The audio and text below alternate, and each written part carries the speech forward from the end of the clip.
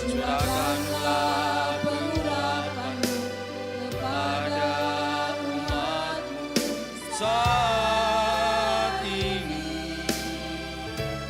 Ku siapkan hatiku mendengar firman-Mu.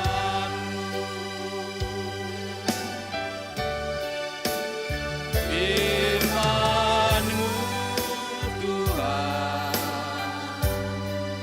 tiada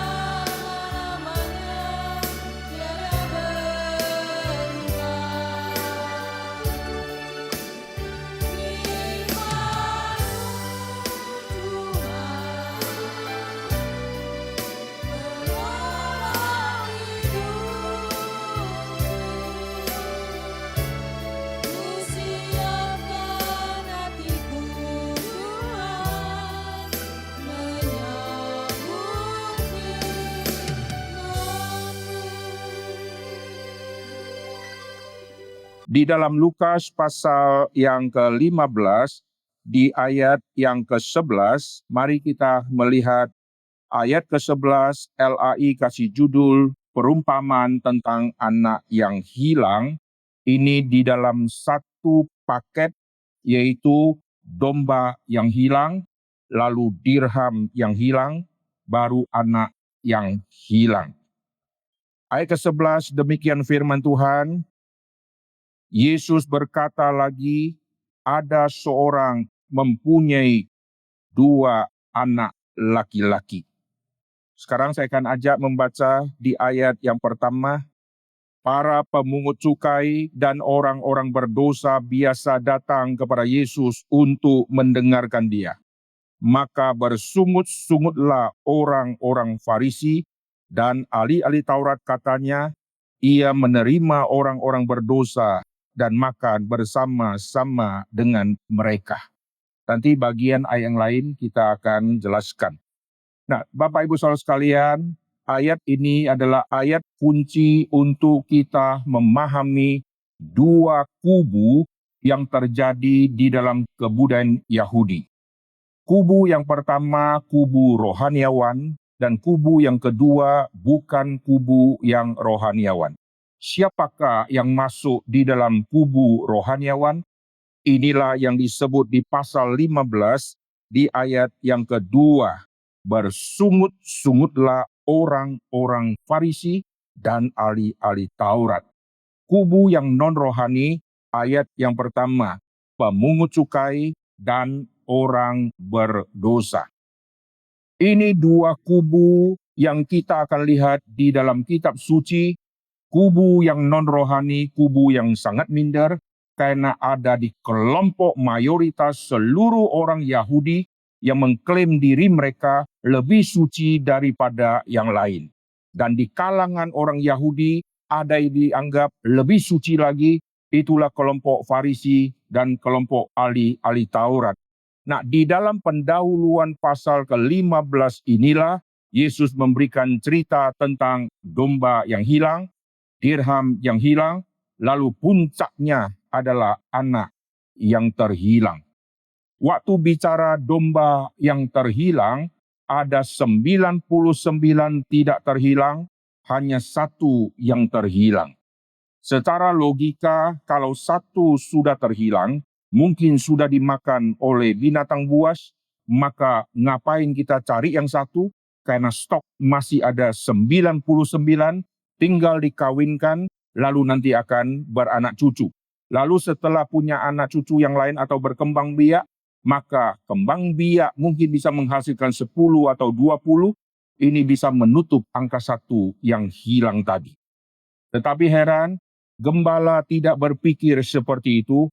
Gembala akan mencari yang 1 itu, begitu ketemu yang 1, dia tidak marahi, malah dia angkat, dia taruh di bahu sebagai 1 penerimaan yang luar biasa, dan nanti dia kembalikan ke kawanan domba yang lain, dan gembala akan bersukacita. Lalu contoh kedua yaitu dirham. 10 dirham ada satu yang terhilang. 1 dirham hilang, masih ada stok 9. Tetapi yang punya dirham akan ambil pelita, lalu akan sapu lantainya, akan cari sampai ketemu. Dan setelah ketemu, dia akan senang sekali dan dia akan umumkan bahwa yang hilang sudah ketemu. Nah, ini pola yang sangat penting, yang domba yang hilang, setelah ketemu senang dan ada pesta. Dirham yang hilang, waktu ketemu akan senang sekali, lalu sukacita luar biasa yang hilang sudah ditemukan. Domba bisa diganti dengan anak domba yang lain, tapi cari sampai ketemu. Dirham bisa dicari dengan kita kerja lagi, dapat gaji, menutupi 1 dirham yang hilang. Lalu puncaknya adalah anak terhilang. Lukas adalah orang yang sangat-sangat luar biasa yang menulis kitab suci. Dia suka membedakan 2 kubu dan mengkontraskan 2 kubu. Dia membandingkan Maria, dia membandingkan dengan Marta. Dia juga yang membandingkan ada Lazarus yang miskin dengan ada orang kaya yang hidup di dalam kemewahan. Dan pendahuluan kitab Lukas, dia juga yang membandingkan Yohanes Pembaptis sama Tuhan Yesus di dalam ayat yang begitu panjang untuk mengkontraskan 2 orang ini. Sekaligus mengkontraskan Elisabet yang tua, lalu punya anak, kontraskan dengan Maria yang masih sangat muda, juga mempunyai anak. Iman dari Elisabet dan iman dari Maria, ini dikontraskan dan disoroti oleh Lukas. Lukas orang yang luar biasa. Dia juga yang mengkontraskan ada orang Samaria yang murah hati dengan kelompok imam dan orang-orang yang disebut Lewi yang rohaniawan sama orang najis yaitu orang Samaria. Nah, apa maksud daripada Lukas ini? Tuhan Yesus memberikan pengajaran. Matius waktu melihat, Matius mencatat. Dengan kacamata Matius, dia mencatat peristiwa-peristiwa yang berbeda dengan Markuskah, dengan Lukaskah, dengan Yohaneskah. Markus juga sama, Lukas juga sama, Yohanes juga sama. Ada peristiwa yang mereka soroti bersama-sama, ada yang berbeda. Dan banyak hal yang berbeda yang disoroti oleh Lukas. Karena Lukas seorang dokter, Lukas menyoroti semua kelemahan manusia dan orang-orang yang dibuang oleh masyarakat Yahudi, dan dia soroti satu persatu. Elisabet tua mandul, bagi orang Yahudi aib, tapi dialah orang yang melahirkan Yohanes Pembaptis. Lalu dia menyoroti wanita. Wanita di kebudayaan Yahudi tidak penting, apalagi masih muda, belum pengalaman. Tapi wanita ini, yaitu Maria, yang melahirkan Tuhan Yesus. Lalu dia menyoroti orang Samaria. Siapa orang Samaria? Orang yang di luar anugerah Tuhan. Tapi orang Samaria ini dicatat orang yang murah hati. Ini ciri khas dari si Lukas. Dia yang mencatat Maria Magdalena dirasuk oleh 7 roh jahat. Sudah wanita, tidak penting dalam kebudayaan Yahudi, dirasuk roh jahat, dianggap sampah. Sekarang 7 roh jahat merasuk dia, lebih sampah lagi. Tapi Maria Magdalena, orang kunci di hari kebangkitan Tuhan Yesus. Nah, sekarang kita kembali untuk melihat perikop yang Lukas cantumkan ini. Domba hilang, dirham hilang, lalu anak yang terhilang. Yang 100 berkurang 1. Kalau dipersenkan hanya 1%. Lalu yang 10 berkurang 1, dipersenkan menjadi 10%. Dari 1 lalu menjadi 10. Perhatikan, waktu bicara anak terhilang, banyak orang katakan sekarang berkurang jadi 50% karena 2 hilang 1. Bagi saya, ini hilang 100%. Mengapa? Karena di dalam peristiwa anak terhilang, waktu disoroti, bukan hanya menyoroti si bungsu yang terhilang. Karena puncak dari seluruh cerita ini, sebetulnya si sulunglah yang terhilang. Ingat Lukas pasal 15 di ayat pendahuluan tadi, ada kelompok pemungut cukai dan orang berdosa, kelompok Farisi dan ahli Taurat. Ini dua kubu yang dihina oleh orang Yahudi, yaitu orang Yahudi menghina orang berdosa, yaitu pemungut cukai. Dan orang Yahudi bisa juga menghina sesama orang Farisi, jikalau orang Farisi dinilai sudah tidak setia kepada Taurat. Dan mereka seperti Tuhan yang menilai rohani orang. Karena ada kubu inilah Yesus angkat di dalam cerita perumpamaan. Jadi sebetulnya siapakah si sulung? Si sulung itulah orang Farisi dan pemimpin-pemimpin agama, yaitu ahli-ahli Taurat. Siapakah si bungsu? Si bungsu waktu dicatat, dia pergi, dia berfoya-foya, lalu dia bekerja di tempat yang ada babi. Kata babi ini menimbulkan satu kesan yang sangat mendalam. Ini daerah yang haram. Dan orang Yahudi kalau sudah dengar kata babi, itu sudah dianggap kau bukan manusia lagi, kau sekarang sudah tinggal di tempat babi, dan bahkan mau makan makanan babi. Kau tidak ada harapan lagi. Inilah pikiran orang-orang Yahudi, yaitu Farisi dan pemimpin-pemimpin agama. Waktu menilai pemungut cukai, lalu menilai orang-orang yang berdosa. Pemungut cukai dikaitkan sebagai pelacur. Karena mereka dianggap melacur dengan pemerintah Romawi untuk memeras uang rakyat, lalu bersekongkol menaikkan pajak. Maka mereka sangat benci pemungut cukai. Yesus mengumpulkan para rasul, Yesus masukkan satu yang pemungut cukai. Kau tidak boleh hanya berkawan dengan orang-orang yang kau suka. Kau suka orang Yahudi, oke. Kau tidak suka pemungut cukai. Yesus masukkan pemungut cukai menjadi satu rasul di dalamnya. Sehingga setiap hari mereka harus berdampingan sama orang yang mereka anggap najis. Dan Yesus masukkan satu orang zelot, orang yang memberontak kepada Romawi, dan orang zelot tidak mau bayar pajak kepada Kaisar, dan muncul pertanyaan menjebak Tuhan Yesus, bolehkah membayar pajak kepada Kaisar? Kubu yang lain, yaitu rasul yang lain, mereka setuju membayar pajak, tapi yang zelot tidak akan setuju. Bayangkan, di kubu yang mengikut Tuhan Yesus 12 rasul, ada terjadi perbedaan cara menangkap tema tentang pajak, dan Yesus sengaja masukkan ada orang zelot di dalamnya.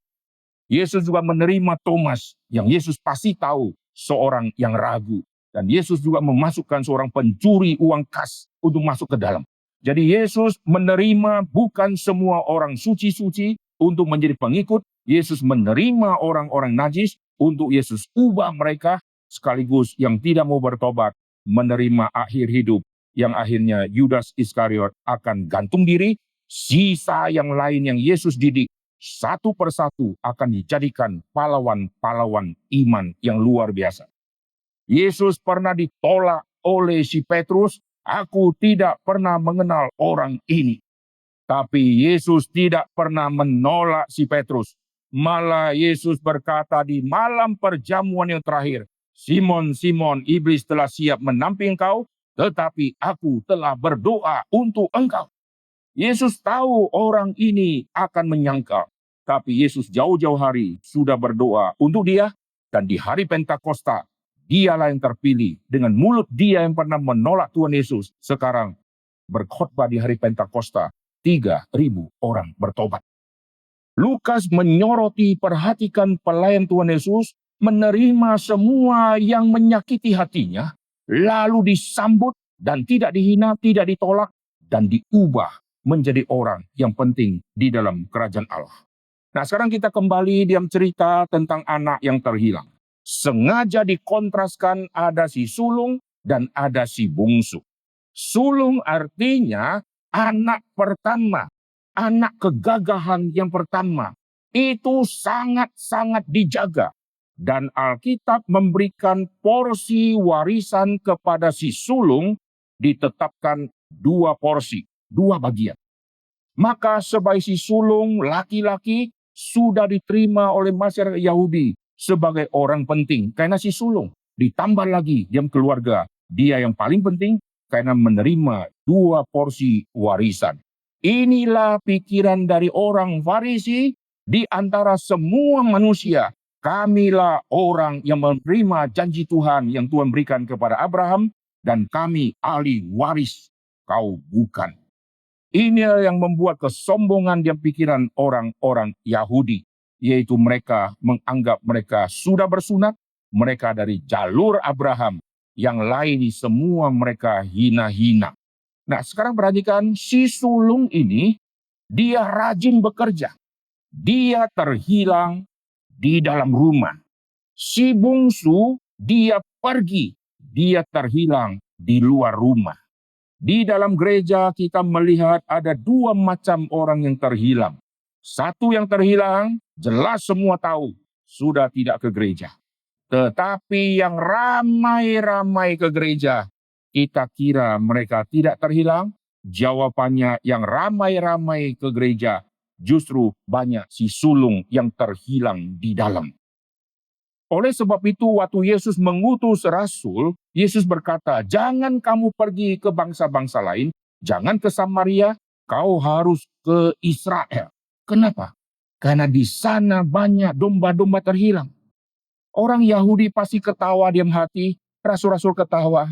Injili di daerah Israel, tidak usah injili, semua sudah belajar Taurat sejak umur 5 tahun.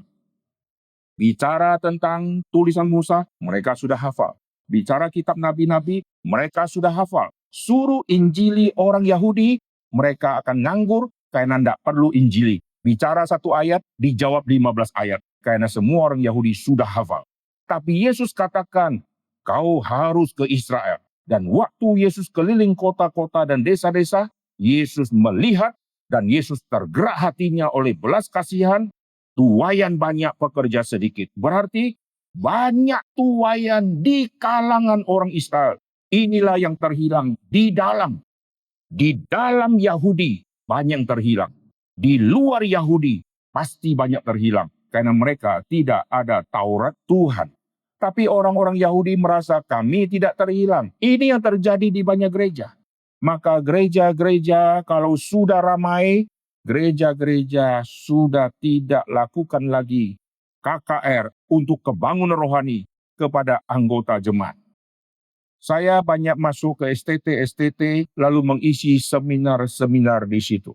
Dan saya menyaksikan banyak yang masuk STT belum menerima panggilan dari Tuhan untuk menjadi hamba Tuhan, tapi sudah diterima di STT. Dan bahkan ada yang belum diselamatkan bisa masuk ke STT. Tahu dari mana? Waktu di STT, mereka bisa kerasukan setan.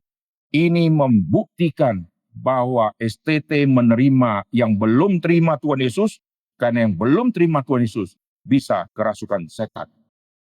Jadi kalau sekarang di STT kita kira semua sudah selamat, tidak. Ada yang bisa kerasukan setan. Di STT semua sudah terima panggilan Tuhan jadi hamba Tuhan? Jawabannya tidak. Mereka banyak yang terhilang di STT, karena banyak STT terima murid dengan gratis, makan gratis, tidur gratis, SKS dikasih diskon besar, lalu lulus langsung jadi vikaris, dan diterima menjadi gembala, menjadi bos di dalam gereja, karena ketua gereja dipimpin oleh dia. Kuliah awam, kuliah sekuler, setelah lulus jadi sales, lalu sampai kapan bisa jadi manajer? Tunggu 15 tahun belum tentu. Pengangguran begitu banyak. Kemarin saya lihat ada satu berita di Cina, S3 doktor jaga kantin, S2 pengangguran jaga toko. Terlalu banyak lulusan sampai S3 pengangguran.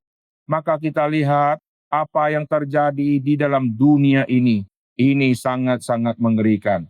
Orang-orang studi tinggi akhirnya susah dapat kerja. Tetapi kalau jadi hamba Tuhan, pekerja sedikit, gereja tetap mencari hamba-hamba Tuhan, dan banyak yang masuk ke STT, lulus langsung jadi pimpinan. Mengerikan. Maka mereka masuk ke STT, mereka terhilang, mereka sembunyi di dalam STT. Di penjara-penjara orang tertangkap narkoba masuk ke penjara. Tetapi di penjara itulah tempat yang paling enak untuk produksi dan mengatur semua jaringan narkoba. Maka sering tertangkap di penjara pengedar-pengedar narkoba di luaran, dikelola oleh orang di dalam penjara. Jadi kita melihat yang hilang di luar. Yang hilang di luar kita bisa membaca, oh ini tidak pernah mengenal Tuhan, dia hilang di luar. yang di dalam sudah mengenal Tuhan, sudah ke sekolah minggu. Tapi ini yang paling banyak.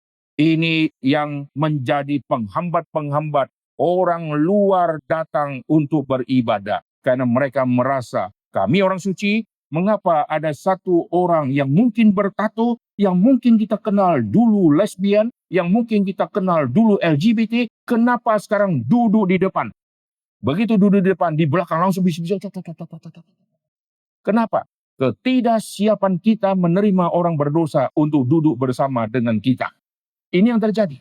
Maka Yesus mengangkat cerita ini dengan menceritakan yang sulung baik-baik, rajin kerja, tidak pernah ribut tentang warisan. Warisan hanya diberikan jikalau si ayah sudah meninggal.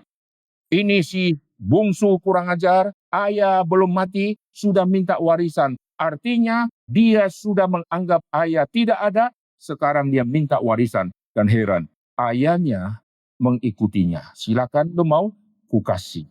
Setelah dikasih, dia rasa sudah dapat, maka dia tinggalkan rumah, dan akhirnya dia berfoya-foya, dan dia jatuh miskin, dan akhirnya dia cari kerja. Kelebihan dari si bungsu ini adalah memikirkan sesuatu yang di depan. Banyak anak muda memikirkan sesuatu yang di depan. Kelemahan anak muda tidak memikirkan efek samping. Dia pikir sudah lari dari rumah, sudah bebas, tercapailah cita-citaku, dan dia akan berfoya-foya. Dia tidak memikirkan efek samping. Kalau kau hartanya sudah habis, apa yang kau kerjakan? Dia tidak pernah prediksi, akhirnya dia cari kerja, tidak ada kerja yang cocok untuk dia, kecuali dia berhubungan dengan babi, yaitu jaga babi.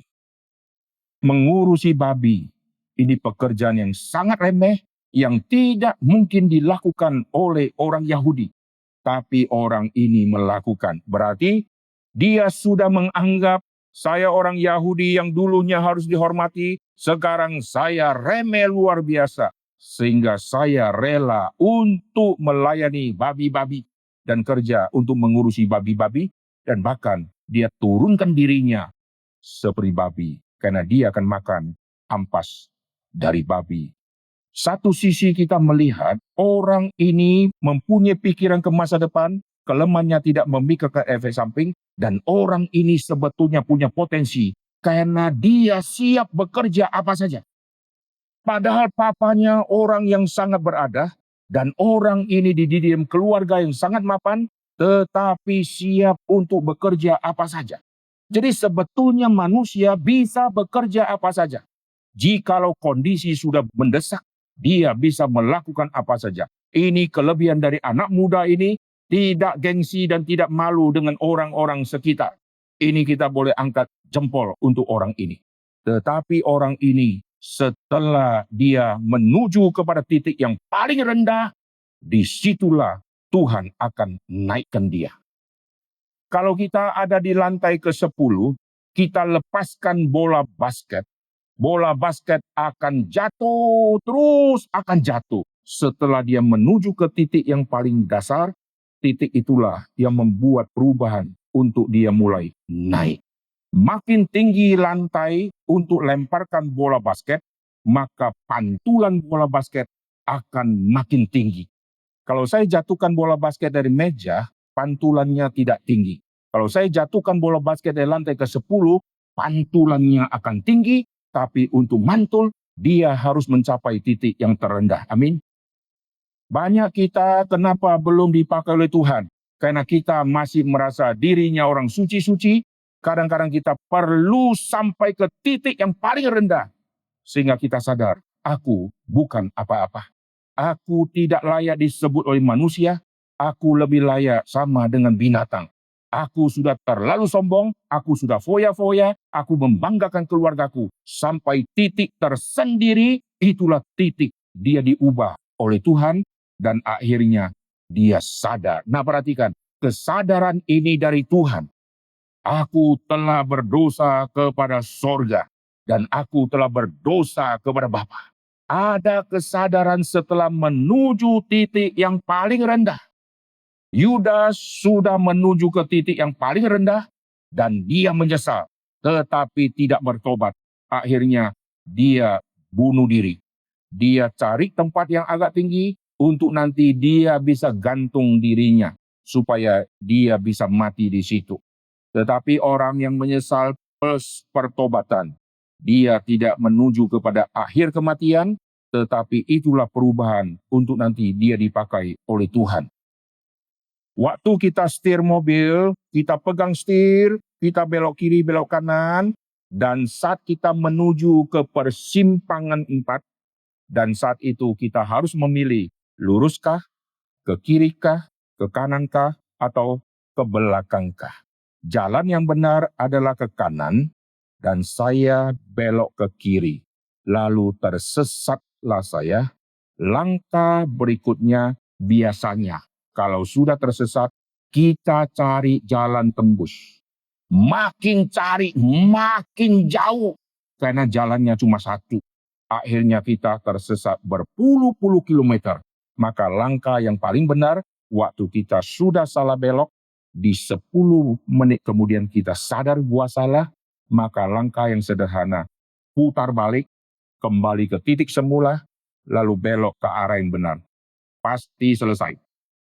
Saya berkali-kali kalau di tol, khususnya ada yang kanan, ada yang kiri, ada yang terus, itu kalau lihat patokan map, kita suka salah. Disuruh lurus. Lalu ada cabang 2, kita bingung. Cabang ini yang mana, yang lurus yang mana? Lalu salah, ambil kanan, mestinya ke kiri. Lalu setelah salah, saya sadar saya sudah salah, padahal baru salah belok. Lalu saya terus, akhirnya putar baliknya di 10 km mendatang. Dan saya menyesal, rugi uang karena harus keluar tol, bayar lagi masuk tol, putar lagi, baru kembali ke titik semula. Mestinya, begitu saya tahu salah, langsung berhenti, kasih lampu nyala. Tik-tok, tik-tok, tik-tok, tik-tok, tik-tok. Di belakang nggak ada mobil, saya mundur, langsung belok kiri, selesailah sudah.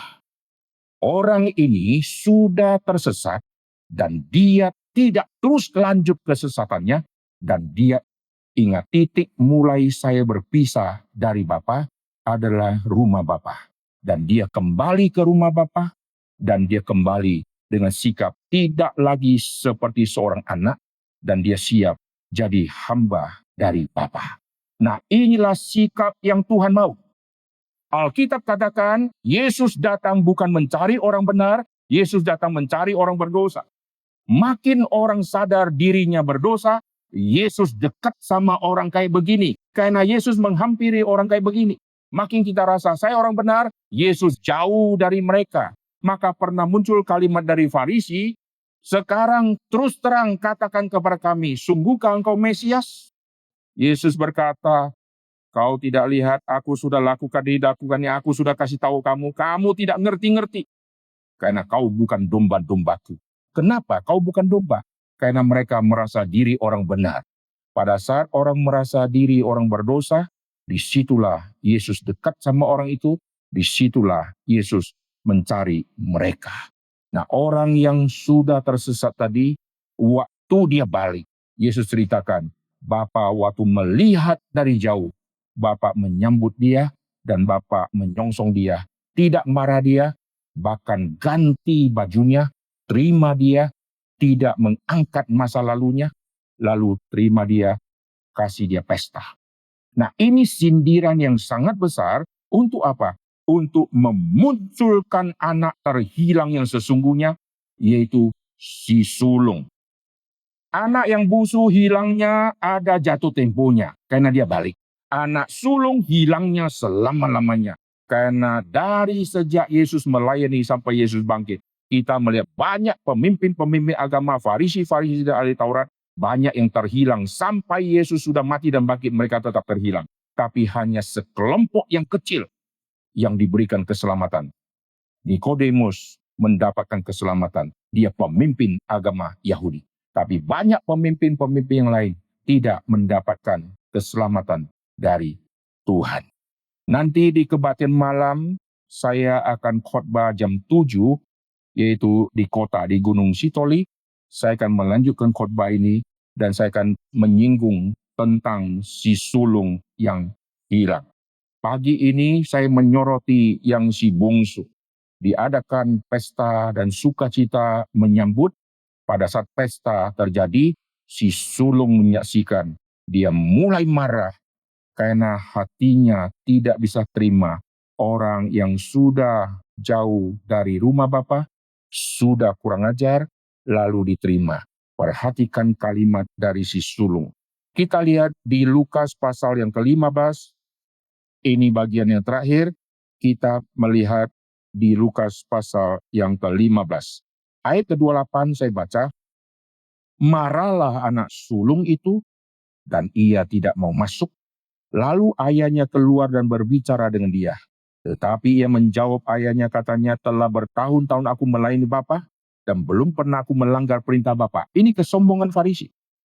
Tetapi kepadaku belum pernah Bapa memberikan seekor anak kambing untuk bersukacita dengan sahabat-sahabatku. Tapi baru saja datang anak Bapa yang telah memboroskan harta kekayaan Bapa bersama-sama dengan pelacur-pelacur. Kok dia tahu dengan pelacur? Ini sengaja Yesus munculkan karena pemungut-pemungut cukai dianggap pelacur-pelacur diam kebudayaan Yahudi. Jadi ini kontras pemimpin-pemimpin agama dengan pemungut-pemungut cukai dan orang-orang berdosa. Dan Yesus mau sampaikan, lihatlah, si bungsu ini seperti pemungut cukai yang kau anggap pelacur, dan dia sudah tobat, dan dia sudah kembali. Tetapi waktu dia kembali, yang si sulung tidak mau terima, dan dia anggap, mengapa yang sudah jadi pelacur, kok dipestain seperti itu. Dan akhirnya, dia tidak setuju, dan cerita Alkitab stop sampai di situ, tidak lagi membahas, dan Yesus terus mencari si bungsu sepanjang Yesus hidup.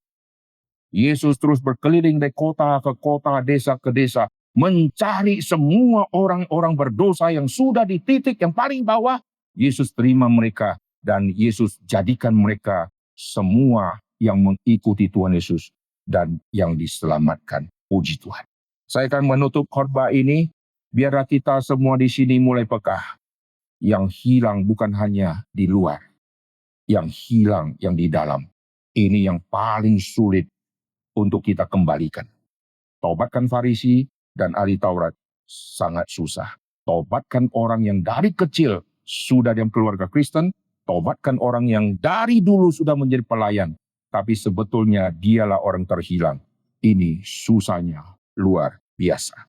Sekarang saya akan menutup khotbah ini dengan ayat, yaitu ayat yang menjadi ayat hafalan di dalam 1 Timotius pasal yang pertama, di ayat yang ke-14. Malah kasih karunia Tuhan kita itu telah dikaruniakan dengan limpahnya kepadaku dengan iman dan kasih dalam Kristus Yesus. Kita berdoa. Bapa di dalam surga, kami berterima kasih untuk firman yang sudah kami dengarkan ini. Kami bersyukur Tuhan membongkar semua isi hati dari setiap kami. Tuhan melihat sampai hati kami yang paling dalam. Sungguhkah kami sudah menjadi anak-anak Tuhan? Ataukah kami menjadi anak-anak terhilang yang tersembunyi di dalam rumah Tuhan? Kami sudah mendengar firman, kami sudah melayani, kami sudah menjadi orang Kristen, tetapi sesungguhnya kami mempunyai konsep yang salah tentang keselamatan. Tuhan ampuni kami, Tuhan beri kepada kami penyesalan dan pertobatan, dan kami semua adalah orang-orang berdosa yang tidak layak disebut anak, tapi Tuhan mengangkat kami menjadi anak-anak Allah. Terimalah setiap kami ya Tuhan, dan hamba-Mu berdoa untuk semua jemaat, semua pelayan, semua hamba Tuhan di BNKP Hosiana di tempat ini. Tuhan berkati seluruh keluarga besar, berkati semua usaha dan pekerjaan mereka, dan kami bersyukur untuk semua ini. Dengar doa kami ya Tuhan, dalam nama Tuhan Yesus kami berdoa. Amin.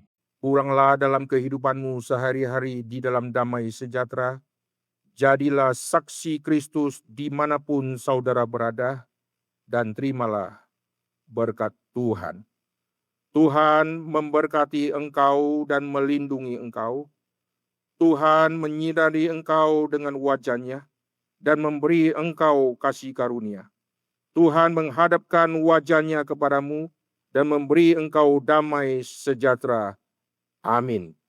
Kita akan bernyanyi Kidung Jemaat 392 ayat ketiga, ku berbahagia.